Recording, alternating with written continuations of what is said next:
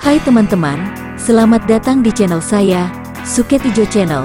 Sebelum lanjut ke ceritanya, Suket Ijo Channel ingin menginformasikan kepada kalian, bagi para pecinta sneakers, Raffania Lariskan menyediakan berbagai macam model sneakers, baik sneakers pria, sneakers wanita ataupun bisa buat keduanya. Berikut model sneakers yang kami tawarkan.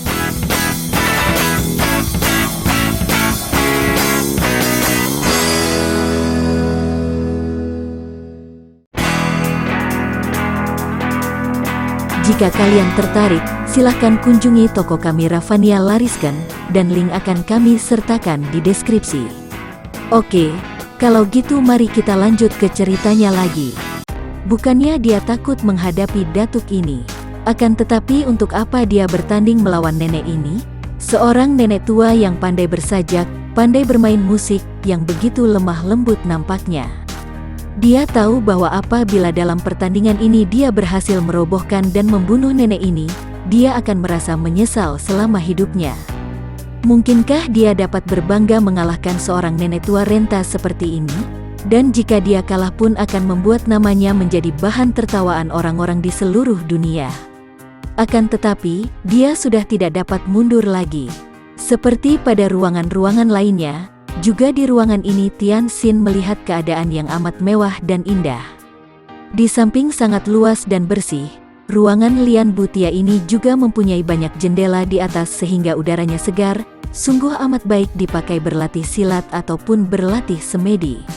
Di sudut terdapat rak senjata yang penuh dengan segala macam senjata yang serba indah, dan juga amat baik buatannya, dari bahan baja yang baik pula. Nah, sekarang tibalah saatnya bagi kita untuk mengadu ilmu silat. Bukankah itu yang kau kehendaki ketika engkau datang ke kota Hengyang, kemudian mencari gara-gara dengan orang-orang butek Kaipang? Tian Xin mengangguk. Tadinya memang begitu, demi membalaskan kematian keluarga Ciu, akan tetapi sekarang bagaimana? Engkau takut? Merah muka Tian Xin. Siapa takut kepadamu? Tapi, sekarang tidak ada alasannya lagi mengapa aku harus membunuhmu. Engkau membunuhku? Jangan mimpi, orang muda. Dan tentang alasan, apakah kematian banyak anak buah butek Kaipang itu masih belum cukup untuk membuat aku membunuhmu? Legalah rasa hati Tian Xin. Memang hal itu merupakan alasan yang cukup kuat baginya untuk menghadapi Lem Xin sebagai musuh. Bagus, engkau tentu saja boleh membalaskan kematian para anak buahmu itu. Marilah, Lem Xin, kita bereskan perhitungan antara kita. Dan pemuda itu lalu meloncat ke tengah ruangan Lian Butia lantas berdiri tegak dengan sikap tenang. Dengan gerakan ringan bagaikan seekor burung pipit terbang saja, Lem Xin juga meloncat ke depannya. Tian Xin segera waspada. Dia maklum bahwa meskipun dia belum dapat mengetahui sampai di mana kepandaian nenek ini, akan tetapi satu hal yang sudah jelas adalah bahwa nenek ini memiliki ilmu ginkang yang hebat, yang tidak berada di sebelah bawah kepandaiannya sendiri. Menurut penuturan Lian Hong, engkau mewarisi ilmu-ilmu dari pendekar lembah naga, juga ilmu-ilmu dari keluarga Qin Ling Pai, bahkan telah menguasai Tihi Ibeng, padahal Chia Han Tiong sendiri tidak pandai ilmu mukjizat itu. Agaknya, dalam hal ilmu silat, engkau malah lebih lihai daripada putra pendekar lembah naga. Nah, kini keluarkanlah semua ilmumu itu, orang muda. Lem Xin menantang. Tian Xin melihat bahwa di balik jubah nenek itu ada tersembunyi sepasang pedang tipis dengan gagang emas, berukir kepala ular, maka dia pun dapat menduga bahwa nenek ini tentu ahli bermain pedang pasangan. Akan tetapi pada waktu itu Lem Xin tidak mencabut keluar sepasang pedangnya, maka dia segera bertanya, Lem Xin, kita bertanding dengan tangan kosong ataukah engkau hendak mempergunakan sepasang pedangmu itu? Nenek itu tersenyum menyeringai dan mengejek. Apa sih bedanya dengan pedang atau tidak? Kedua tanganku ini dapat membunuh lebih cepat daripada pedang kalau memang diperlukan. Kita berhadapan sebagai lawan, perlu apa kau tanya pakai senjata atau tidak? Kalau engkau sendiri mempunyai 1000 macam senjata, keluarkanlah itu semua, aku tak akan undur selangkah pun. Nenek sombong, tidak perlu banyak cakap lagi, sambutlah ini. Tian Xin lalu menamparkan dengan gerakan sembarangan, tapi dia mengerahkan tenaga Tian Te Xin Chiang, sehingga tangannya didahului sambaran angin pukulan yang dahsyat. Akan tetapi, dengan gerakan yang sangat lincah, sehingga tidak sesuai dengan orangnya yang sudah demikian tua, Lam Xin mengelak, lantas dengan sama cepatnya, dari samping dia pun sudah membalas serangan Tian Xin dengan pukulan tangan kiri ke arah dada. Pukulan itu ringan bukan main, seperti kapas saja. Akan tetapi, Tian Xin langsung mengelak, karena dia mengenal pukulan ampuh. Pukulan yang sangat ringan ini adalah pukulan ilmu silat Bian Kun, ilmu silat tangan kapas, yang nampaknya saja lembut dan tidak mengandung tenaga kasar sedikit pun. Namun jangan kira pukulan itu tidak berbahaya, sebab di balik keringanan dan kelembutan itu terkandung tenaga sinkang yang sudah mencapai tingkat tinggi sekali, sehingga orang yang terkena pukulan, meskipun kulitnya tidak lecet, akan tetapi di sebelah dalam tubuhnya bisa rusak dan terluka parah. Mereka mulai saling pukul. Karena Lam Xin mengandalkan ginkangnya, maka terpaksa Tian Xin mengimbanginya. Gerakan mereka cepat bukan main, dan tiap pukulan, setelah dielakkan, disambut dengan pukulan juga sehingga dalam waktu singkat, gerakan mereka yang cepat itu sudah melewati 30 jurus, di mana mereka saling pukul namun selalu mengenai tempat kosong, sebab keduanya menghindarkan diri dengan elakan-elakan yang tepat dan cepat. Sesudah lewat 30 jurus dengan mengandalkan kecepatan gerakan, tahulah Tian Xin bahwa kalau dia terus mengandalkan ginkang, maka dia akan menderita rugi karena harus diakuinya, bahwa dalam ilmu ini, dia masih kalah setingkat oleh lawannya. Maka dia pun lalu mengerahkan sinkangnya, segera menghentikan gerakan bersilat cepat itu, dan kini dia memasang kuda-kuda dengan teguhnya, lalu mengubah ilmu silatnya. Tadi, ketika dia berusaha mengimbangi kecepatan lawan, dia telah memainkan ilmu silat Pat Hong Sin Kun, silat sakti 8 penjuru angin, yang dulu diterimanya dari pendekar sakti Yap Kun Leong. Dengan ilmu ini dia dapat bergerak cepat, atau setidaknya mampu membendung banjir serangan dari lawan yang memiliki kecepatan luar biasa itu. Kini, dia menghentikan gerakan cepatnya, dan mengubah ilmu silatnya dengan ilmu silat Tai Ke Sin Kun yang kokoh, kuat dan indah itu. Melihat lawan mengubah ilmu silatnya, kalau tadi amat cepat dan seolah-olah lawannya itu berubah menjadi 8 orang, sehingga diam-diam Lam Xin kagum sekali, tetapi kini berubah lambat dan kokoh kuat, Lam Xin tetap menyerang dengan sama cepatnya, hanya bedanya, kini dia mengarahkan satu pukulan ke kepala lawan dengan tenaga yang sangat dahsyat, bukan dengan tenaga halus seperti tadi.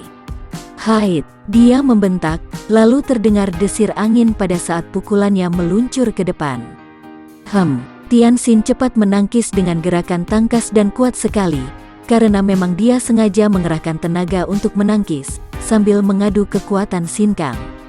Tentu saja untuk ini dia mengandalkan tenaga Tian Te Sin Chiang yang hebat itu. Benturan dua lengan yang mengandung tenaga sinkang amat kuat itu hebat bukan main, dan akibatnya, Tian Xin terdorong mundur 2 langkah, akan tetapi Lam Xin sendiri juga terhuyung ke belakang sampai 3 langkah. Nenek itu terkejut bukan kepalang. Selama ini, belum pernah dia menemukan lawan yang sanggup menandinginya dalam hal ginkang dan sinkang. Sekarang, walaupun dalam hal ginkang, ilmu meringankan tubuh, pemuda itu masih kalah sedikit olehnya, akan tetapi sebaliknya di dalam hal sinkang, agaknya dia kalah kuat. Hal ini membuatnya penasaran bukan main dan sambil menjerit, dia sudah menerjang lagi, dan sekali ini dia mengerahkan seluruh tenaganya, menghantamkan lagi tangan kiri ke arah ubun-ubun kepala Tian Xin. Pemuda ini maklum bahwa lawannya merasa penasaran, maka sambil tersenyum, dia pun menangkis kembali, dan karena dia tahu bahwa lawannya mengerahkan seluruh tenaga, maka dia pun menggunakan tenaga Tian Te Sin Chiang, yang masih ditambahnya dengan hikang yang diperolehnya dalam latihan ilmu peninggalan ayahnya. Tubuh Tian Xin terhuyung sampai 3 meter ke belakang, akan tetapi sebaliknya, tubuh nenek itu terbanting roboh. Nenek itu terkejut, namun dia cepat menggulingkan tubuhnya dan meloncat bangkit lagi, memandang dengan mata terbelalak. Bukan main marahnya, dan dia sudah meloncat ke depan lagi. Tian Xin menyambutnya dengan tamparan, dan menggunakan satu jurus dari San In Kun Hoat, sambil mengeluarkan pukulan Pek In Chiang, sehingga dari 2 tangannya mengepul uap putih. Melihat ini, Nenek itu kagum sekali, akan tetapi cepat mengelak, karena kini ia tahu bahwa mengadu tenaga akan merugikan dirinya. Maka dia telah mengubah lagi gerakannya, kini mengandalkan ginkangnya untuk mendapat kemenangan. Setelah dia mengelak, tiba-tiba saja mulutnya berseru nyaring, dan mendadak ada sinar hitam menyambar dari samping ke arah pelipis kepala Tianxin. Sinar hitam itu menyambar seperti ular hidup. Tianxin cepat menundukkan kepalanya, supaya dapat menghindarkan diri, dan ternyata sinar hitam laksana ular itu adalah kuncir rambut. Nenek itu mempunyai rambut panjang, sepanjang pinggangnya sesudah kuncir itu terlepas dari sanggulnya, dan anehnya, kalau rambut yang menutupi kepala itu tadi nampak putih penuh uban, setelah kini rambut yang panjang itu terlepas dari sanggul dan tergantung sebagai kuncir tebal, rambut itu masih nampak hitam dan subur sekali. Juga ketika menyambar lewat, Tianxin dapat mencium keharuman kembang. Kembali rambut itu menyambar-nyambar dengan ganasnya, lalu disusul dengan pukulan-pukulan sepasang tangan, dan bahkan kini nenek itu juga mulai menggunakan kaki untuk menendang, sehingga serangannya benar-benar amat dahsyat. Kedua kaki, kedua tangan dibantu oleh kuncir yang berbahaya itu, menyerang bertubi-tubi dan diam-diam. Tianxin kagum bukan main. Pantaslah jika nenek ini menjadi datuk, sebab ilmu silatnya memang hebat, kecepatannya sangat menggiriskan, bahkan rambutnya itu pun merupakan senjata yang lebih berbahaya dibandingkan kaki atau tangan wanita renta itu. Maka terpaksa dia pun harus cepat-cepat mengelak atau menangkis pukulan dan tendangan, akan tetapi dia tidak berani menangkis rambut, karena maklum bahwa kalau ditangkis, rambut yang lemas itu dapat melibat dan membelit seperti ular, sehingga dia akan terancam bahaya. Tianxin mulai terdesak oleh serangan-serangan yang sangat dahsyat itu.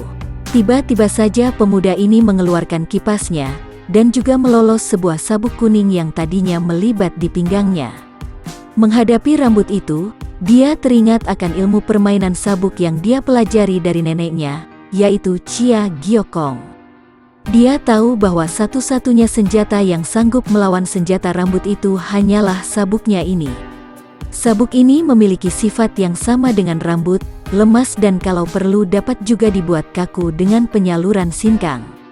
Adapun kipasnya bisa dipergunakan untuk menotok, atau kadang-kadang tangan yang memegang kipas itu tetap saja dapat mengirim pukulan.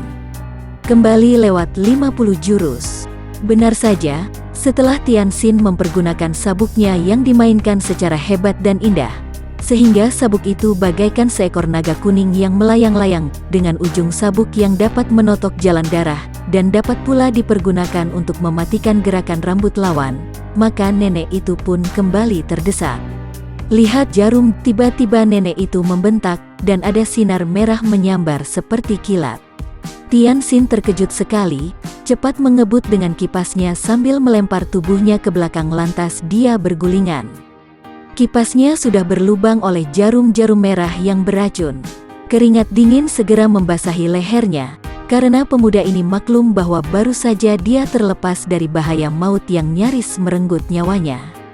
Nenek itu tertawa dan melanjutkan serangannya, kini dengan sepasang pedang di kedua tangannya. Dia sudah mencabut siang kiam, sepasang pedang, dan segera bergerak ke depan, menyerang Tianxin bertubi-tubi. Nampak dua gulungan sinar hitam menyambar-nyambar dan membuat gulungan yang lebar. Ternyata dua batang pedang itu adalah pedang yang berwarna hitam. Dan begitu kedua pedang itu bergerak, maka Tianxin harus cepat-cepat berloncatan ke belakang. Gerakan sepasang pedang itu amat hebatnya, juga aneh sekali. Maka tahulah dia bahwa nenek itu benar-benar sangat lihai dengan siang kiamnya. Dia tidak tahu bahwa ilmu pedang nenek itu disebut Hokmo Siang Kiam, sepasang pedang penakluk iblis, yang mempunyai dasar yang sama dengan Hokmo Pang yang diajarkan oleh nenek ini kepada para pimpinan Butek Kaipang. Memang hebat permainan pedang nenek itu, sehingga biarpun Tianxin sudah berusaha untuk memutar kipas dan sabuknya, tetapi tetap saja dia terdesak, bahkan lewat belasan jurus kemudian, ujung sabuk kuningnya sudah terbabat putus oleh sinar hitam. Nenek itu terkekeh senang dan serangannya menjadi semakin hebat. Tianxin terpaksa menyimpan sabuknya lantas mencabut keluar Jin Hua Kiam. Nampak sinar perak berkelebat.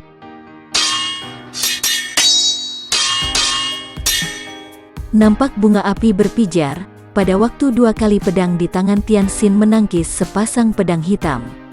Nenek itu merasa tangannya tergetar hebat. Memang dia tahu akan kekuatan dahsyat pemuda itu, maka dia pun cepat-cepat menyerang lagi, tidak mau mengadu senjata lagi. Tianxin juga memutar pedangnya, menangkis, mengelak dan balas menyerang dengan pedangnya yang dibantu oleh kipasnya. Akan tetapi, nenek itu memang luar biasa sekali. Sepasang pedang hitam itu masih dibantu dengan gerakan kepalanya, sehingga membuat kuncirnya seperti menjadi pedang ketiga. Sama hitamnya, tidak kalah cepatnya dan juga berbahayanya. Tianxin tidak berani main-main lagi. Kini dia tahu benar bahwa di antara 4 orang datuk itu, nenek inilah yang paling berbahaya dan lihai. Maka, semenjak tadi mereka bertanding lebih dari 100 jurus tanpa ada yang menang atau kalah, dan mereka itu saling mendesak, Tianxin lalu mengeluarkan suara melengking panjang, dan sesudah menyimpan kipasnya, tiba-tiba tangan kirinya membuat gerakan menyerong miring, lantas dari tangan ini menyambar angin pukulan dahsyat, dan dia membarengi dengan tusukan pedangnya. Serangan tangan kiri itu dahsyat bukan kepalang, karena dia sudah mengeluarkan ilmunya yang dahsyat, yaitu Hok Leong Sin Chiang, ilmu yang telah disempurnakannya di dalam goa, langsung di bawah bimbingan bayangan Bu Beng Hutku sendiri, berdasarkan ilmu dari kitab peninggalan mendiang ayah kandungnya. Nenek itu mengeluarkan teriakan kaget dan sebatang pedangnya, yakni yang kiri, terlepas dari pegangan tangan. Dia masih mampu menangkis, kemudian menahan desakan Tianxin dengan sambitan jarum merahnya. Tianxin mengelak dan memutar pedangnya, lalu menyerang lagi, kini malah menggunakan ilmu Hok Leong Sin Chiang. Nenek itu bingung menghadapi serangan-serangan ini. Pedangnya tidak ada artinya lagi, karena sebelum pedangnya dapat menyentuh lawan, sudah ada sambaran hawa pukulan dahsyat yang membuat dia selalu terdorong mundur. Maka nenek itu pun menjadi nekat. Dia mengerahkan seluruh hikangnya dan melawan keras sama keras. Beberapa kali jurus-jurus yang dikeluarkan Tianxin disambut oleh wanita tua itu, hingga akibatnya nenek Lemsin terlempar dan terbanting.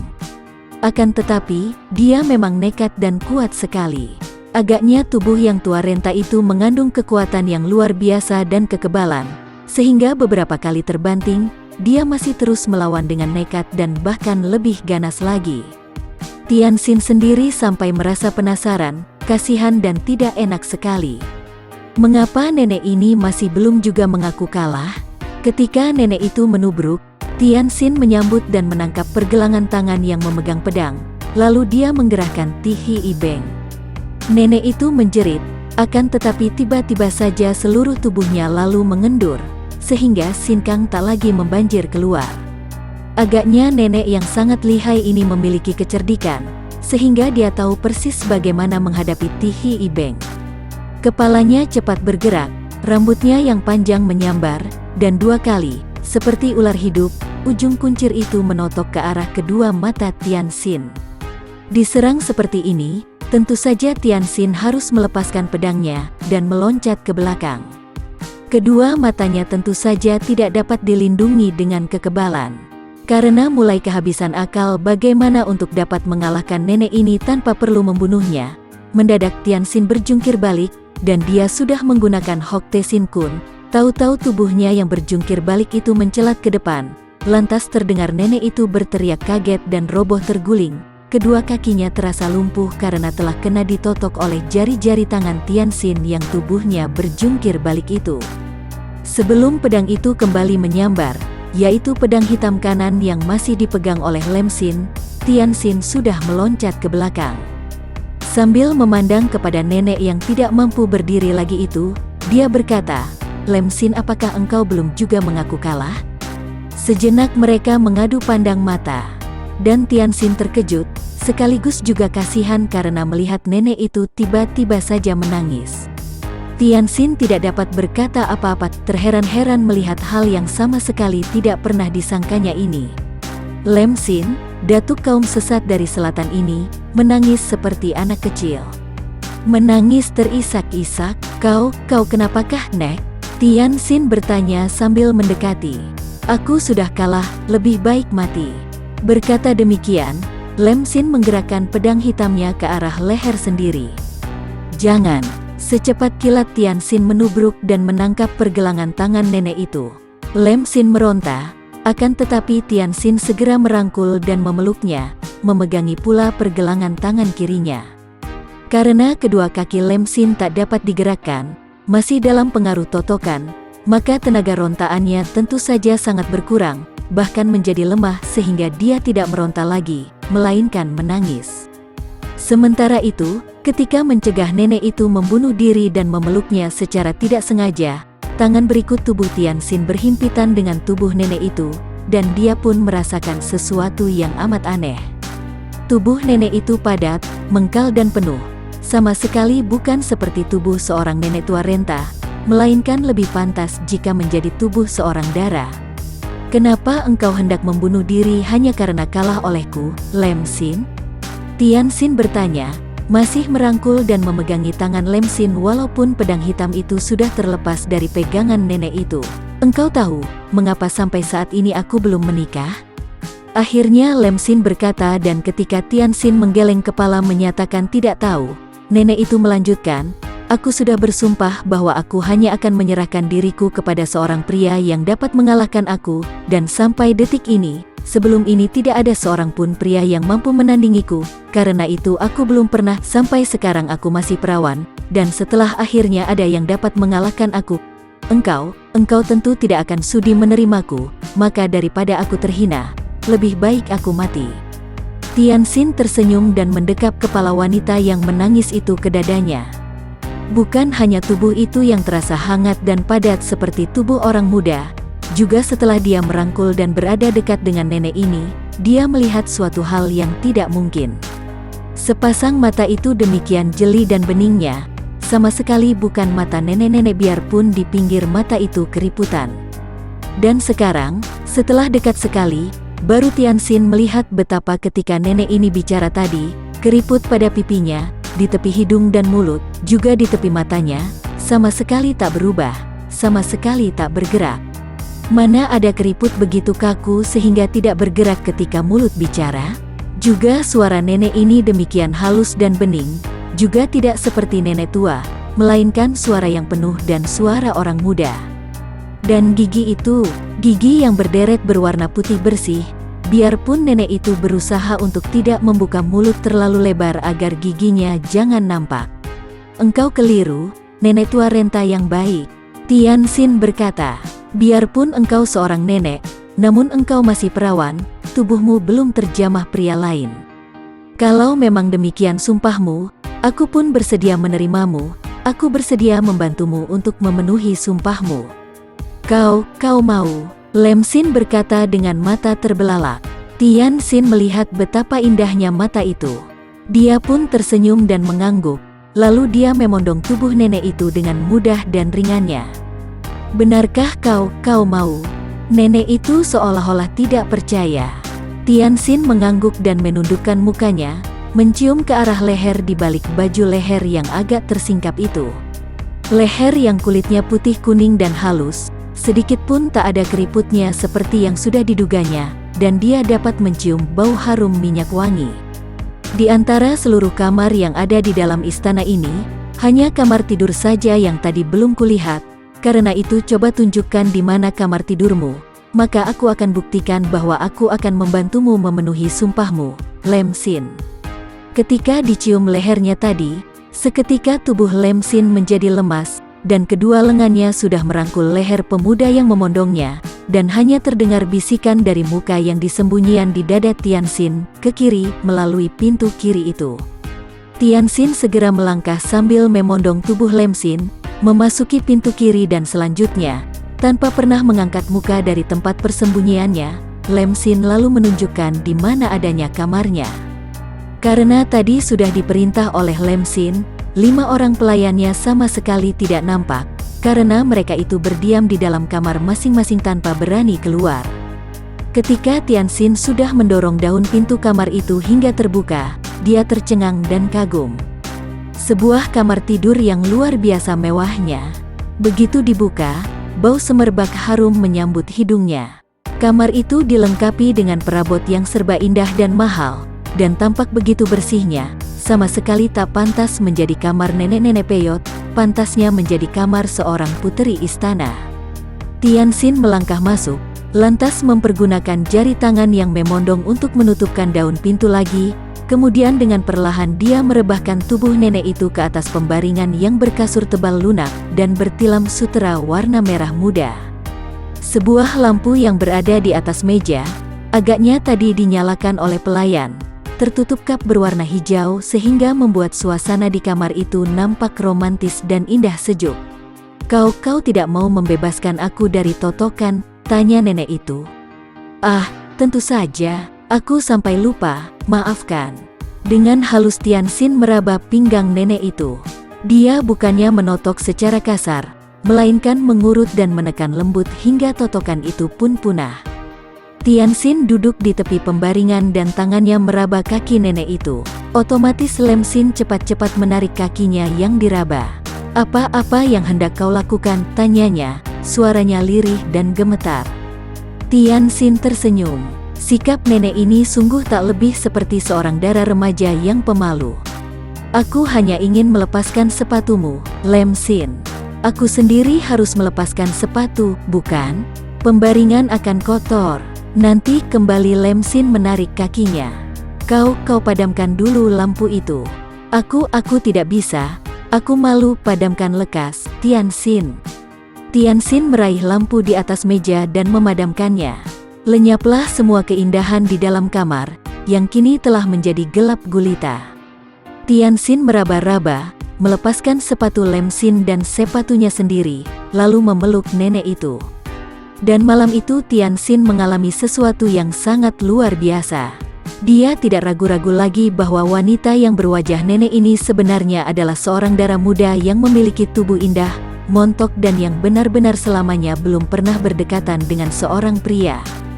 Dan wanita ini menyerahkan diri dengan sepenuh hati dan rela, bahkan menangis saking bahagianya ketika berada di dalam pelukannya. Mereka itu bagaikan pengantin baru saja. Hanya yang agak mengecewakan hati Tianxin adalah bahwa mereka berada di tempat yang gelap gulita. Lemsin selalu menolak kalau dia hendak menyalakan lampu. "Tianxin, kasihanilah aku, jangan nyalakan lampu, engkau tunggu saja hingga besok pagi." "Ah, bertahun-tahun aku menyembunyikan diri dan kini setelah aku menemukan engkaulah orang pertama yang akan tahu segala-galanya. Maafkan aku."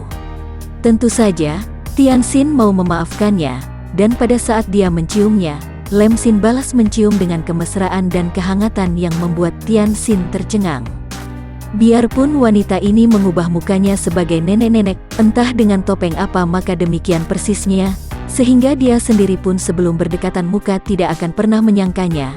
Akan tetapi dia dapat menduga bahwa wanita ini tentulah seorang gadis cantik. Tentu saja hal itu baru dapat dibuktikan besok, dan malam ini, di dalam gelap. Walaupun dia tidak dapat melihatnya, akan tetapi dia dapat merabanya, dan memperoleh kenyataan bahwa memang Lemsin seorang wanita yang masih muda, dan masih gadis. Bermain cinta dengan wanita yang menyerahkan diri dengan penuh kerelaan, dan wanita yang sama sekali belum pernah diketahui bagaimana wajahnya, merupakan pengalaman baru bagi Tianxin, maka mendatangkan ketegangan luar biasa. Betapapun juga, harus diakuinya bahwa mereka bermain cinta dengan penuh kesadaran, penuh kerelaan dan kemesraan. Setelah malam lewat, pada keesokan harinya, sesudah sinar matahari mulai menerobos masuk, sehingga kamar itu diterangi oleh cahaya keemasan matahari pagi, Lemsin cepat menyembunyikan dirinya ke dalam selimut. Bahkan mukanya pun disembunyikannya, dan seluruh tubuhnya tertutup selimut. Tianxin bangkit duduk sambil tertawa. "Kekasihku yang manis, bukalah selimut itu dan mari kau memperkenalkan dirimu." Dari dalam selimut terdengar suara yang gemetar, Aku malu." "Ih, bukankah kita sudah menjadi kekasih, bahkan telah menjadi suami istri, walaupun tidak sah? Bukalah, aku ingin melihat bagaimana cantiknya wajah Dewi pujaanku." "Tianxin, jangan merayu engkau. Sungguh, aku telah jatuh cinta padamu, Dewiku." "Kepada Lemsin nenek tua renta? Bukan, melainkan pada seorang gadis yang cantik jelita, dan bertubuh mulus dan indah." Tianxin memeluk dan dengan perlahan membuka selimut itu dan dia pun terpesona. Memang sudah diduganya bahwa gadis itu tentu seorang wanita muda yang cantik, akan tetapi tidak pernah diduganya akan sejelita ini. Seorang gadis yang cantik jelita dan manis sekali, yang kini memandang kepadanya dengan sepasang mata yang berseri-seri, tajam akan tetapi juga malu-malu, yang kedua pipinya merah sekali dan bibirnya yang merah membasah itu tersenyum malu-malu. "Ya Tuhan, engkau sangat cantik jelita," katanya lirih dan Tianxin lalu merangkulnya, mendekatkan muka itu lantas menciumnya dengan sepenuh kemesraan hatinya. Sampai terengah-engah wanita itu melepaskan diri, mendorong dada Tianxin dengan lembut. "Tianxin, benarkah bahwa engkau cinta padaku? Sungguh mati, sekarang cintaku padamu menjadi berlipat ganda. Engkau tahu Tianxin, bahwa aku sudah menyerahkan diri kepadamu sebagai seorang perawan untuk memenuhi sumpahku." Tianxin mengangguk dan mengelus rambut yang hitam panjang itu. "Dan aku merasa terharu, merasa berterima kasih sekali bahwa engkau percaya kepadaku. Akan tetapi ketahuilah bahwa aku tidak dapat menikah denganmu, tidak dapat menjadi istrimu." Terkejut juga Tianxin ketika mendengar hal ini. Sungguh aneh sekali. Dia melepaskan rangkulannya dan menatap wajah yang cantik itu. Sungguh manis sekali wanita ini dan mempunyai bentuk tubuh yang indah menggairahkan. Dia merasa beruntung sekali dapat menjadi pria pilihan gadis seperti ini, dan agaknya dia pun takkan pernah keberatan untuk mendampingi gadis ini selamanya.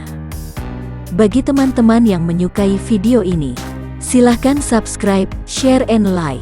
Jangan lupa nyalakan bunyi loncengnya untuk mendapatkan video-video terbaru dari kami, agar kami terus bersemangat dalam membuat video-video yang menarik.